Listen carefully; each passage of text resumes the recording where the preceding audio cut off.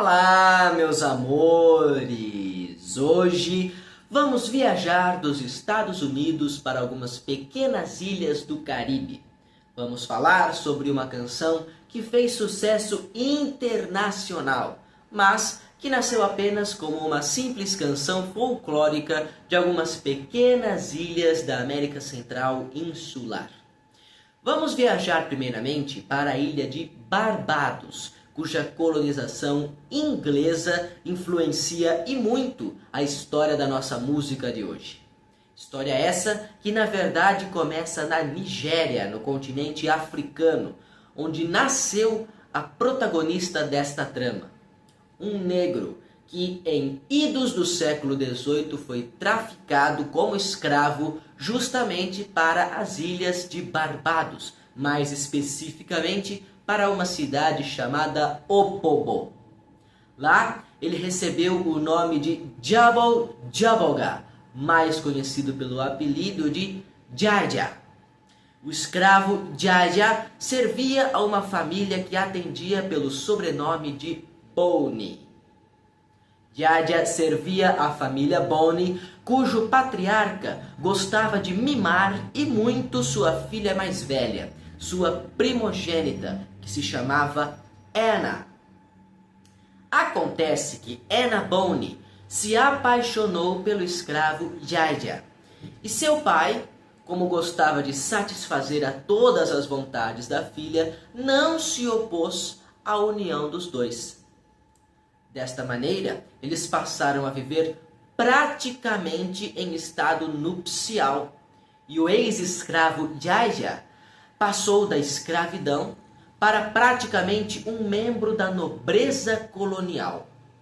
Até que, no ano de 1807, quando foi abolida a escravidão na ilha de Barbados, Jaja deu um pé na bunda de sua antiga colonizadora e decidiu montar um negócio em seu próprio nome, com o dinheiro que havia economizado durante todo o tempo em que permaneceu ao lado de Anna Boni.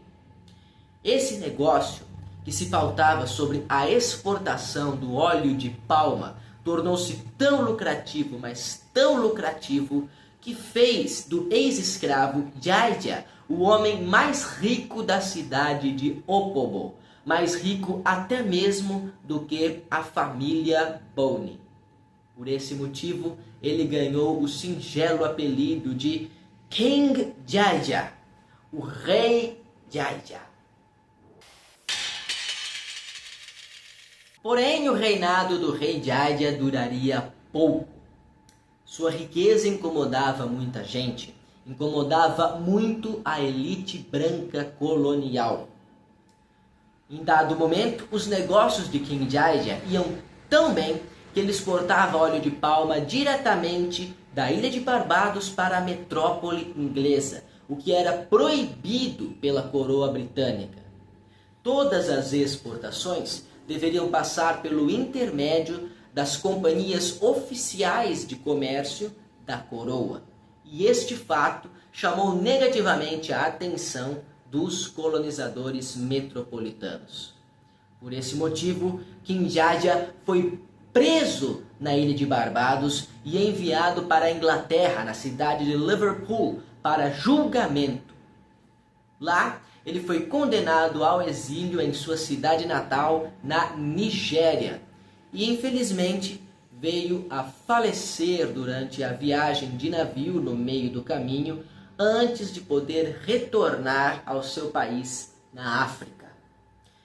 Toda esta história é muito interessante e, de certa maneira, análoga à história de Chica da Silva aqui no Brasil, serviu como inspiração para uma das nossas músicas de hoje, intitulada justamente King Jaja, uma canção folclórica composta pela comunidade da cidade de Opobo, na ilha de Barbados. De acordo com as estimativas, a data de nossa música de hoje aproxima-se dos meados do século XIX. Toda essa história do King Jaja, assim como a canção que foi composta em sua homenagem, espalhou-se por todas as ilhas do Caribe, por toda a América Central, tornando-se imensamente popular, tornando o King Jaja praticamente um mito. E é agora que nós vamos fazer a nossa segunda viagem neste programa. Vamos viajar para uma destas ilhas caribenhas onde a história do King Jaja chegou. Vamos viajar para um país cuja colonização desta vez se divide entre a Inglaterra e a Espanha. Vamos para Trinidad e Tobago, onde no ano de 1904, esta história de King Jaja, bem como a canção King Jaja, chegou aos ouvidos de um compositor chamado Lionel Velasco. Lionel Velasco apropriou-se da melodia folclórica de King Jaja e criou para ela uma nova letra, republicando-a em ritmo de calypso.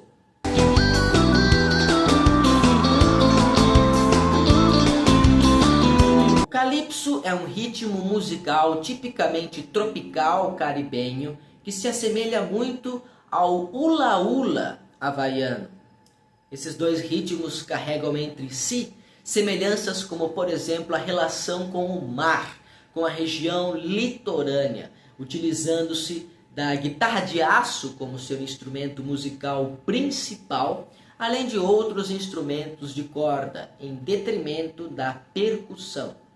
Nos anos 50, o calypso viria até mesmo a influenciar um pouquinho as origens do rock and roll, e um dos principais artistas de calypso seria justamente Lionel Velasco, que eu acabei de citar para vocês no nosso último bloco.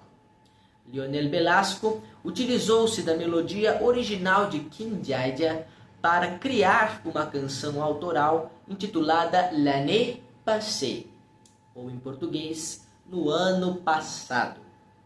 Como vocês devem ter percebido pelo sotaque que eu fiz, L'année passée não é um título que se aproxime do inglês ou do espanhol, que são os dois idiomas oficiais de Trinidad e Tobago devido à sua colonização. E de fato, não é. L'année passée é um título que se aproxima muito mais da língua francesa, embora não se trate de um francês puro. Não. A letra desta composição de Lionel Velasco está escrita em francês crioulo ou francês patois, que significa o quê? Trata-se da língua francesa misturada a outros idiomas nativos das Américas e da África. Este é um dos idiomas não oficiais falados em Trinidad e Tobago, devido à presença da colonização francesa, não especificamente nesta ilha, mas em diversas outras ilhas do arquipélago da América Central. Outro idioma não oficial falado em Trinidad e Tobago é o inglês crioulo, mas isso é outra história. No ano de 1906, Lionel Velasco gravou sua canção L'année passée e publicou-a em disco. Vou deixar esta gravação oficial aí embaixo na descrição do vídeo para vocês conferirem. Esta letra de L'année passée assemelha-se em alguns pontos com a história de King Jaja, mas não é a mesma história. Esta nova história vai falar sobre uma moça rica que também se apaixona por um rapaz pobre, porém o final é um pouco diferente. Depois que os dois se casam e o rapaz eleva o nível social, ele começa a maltratar sua esposa, levando-a até o caminho da prostituição. Reza a lenda que L'année passée, assim como King Jaja, também foi baseada em fatos reais, em uma notícia de jornal que Lionel Velasco supostamente teria lido. Mas isso aí eu já não sei. Isso aí permanece um mistério. Fato é que, décadas depois, no ano de 1944, a melodia original de King Jaja seria novamente apropriada por um outro compositor de calypso de Trinidad e Tobago para criar uma nova composição. Porém, vamos deixar claro, esta nova composição baseava-se muito mais na versão pré-existente de L'année passée do que na versão pré-existente de King Jaja. Este novo compositor de calypso chamava-se Rupert Grant, mais conhecido pelo seu nome artístico de Lord Invader. Lord Invader compôs esta terceira versão da nossa música de hoje, que ele intitulou Rum and Coca-Cola, ou em português, Rum e Coca-Cola. Duas bebidas que, juntas e misturadas, resultam em um drink conhecido como Cuba Libre. Bem, vamos perceber que neste momento o contexto histórico já é outro, completamente diferente. Não estamos mais falando de uma América Central colonizada por países europeus. Estamos falando de uma América Central independente, porém, ao mesmo tempo, economicamente dependente dos Estados Unidos, do imperialismo norte-americano, que lançava seus braços por todo o continente da América Central e da América do Sul para garantir os seus interesses de exploração nos países da América Latina, dentre eles Trinidad e Tobago.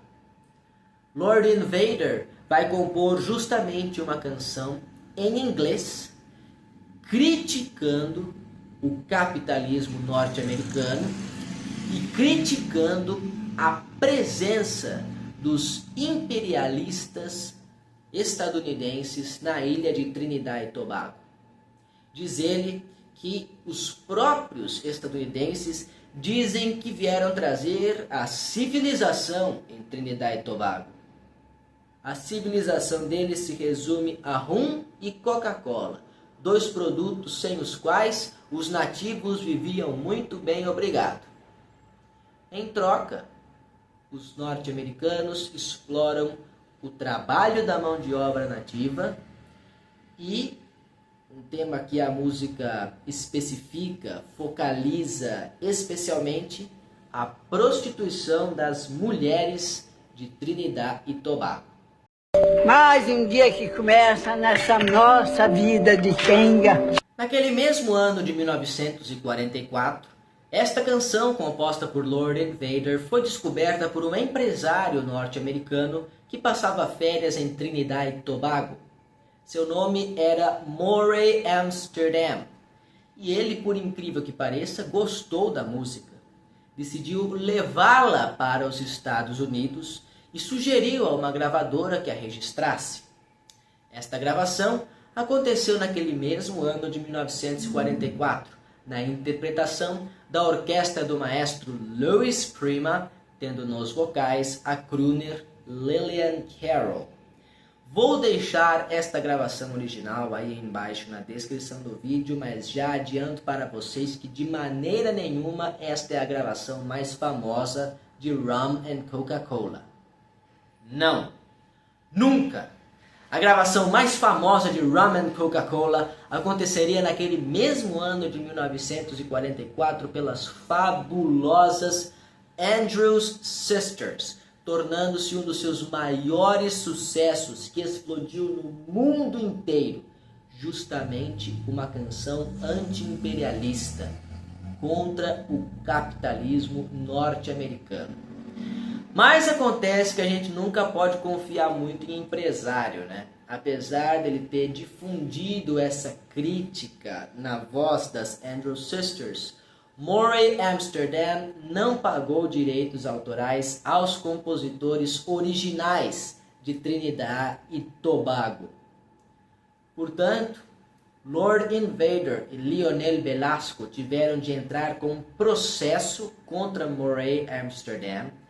Venceram este processo em 1967, portanto 23 anos depois da explosão de sucessos da canção, e passaram a receber os direitos autorais pelo seu trabalho de autores. Mas demorou, hein? Como vocês puderam perceber. Antes de me despedir de vocês, eu vou deixar também aí embaixo na descrição do vídeo uma gravação da versão original desta nossa música de hoje, King Jaja. Na verdade, esta é a primeira gravação de King Jaja, que demorou muitos anos para ser registrada. Na verdade, ela só foi gravada em disco depois da explosão de sucessos das Andrews Sisters com Rum and Coca-Cola. Muito depois, aliás, 20 anos depois, em 1964, na voz do conjunto The Barbados Folk Singers, ou em português, os cantores folclóricos de Barbados. Ok? Eu espero muito que vocês gostem e espero que tenham gostado também do nosso programa de hoje, que vai ficando por aqui. Semana que vem tem mais. Vamos falar de música exterior para vocês. Até lá! Um abraço no coração, beijos na alma e lembranças do Emílio.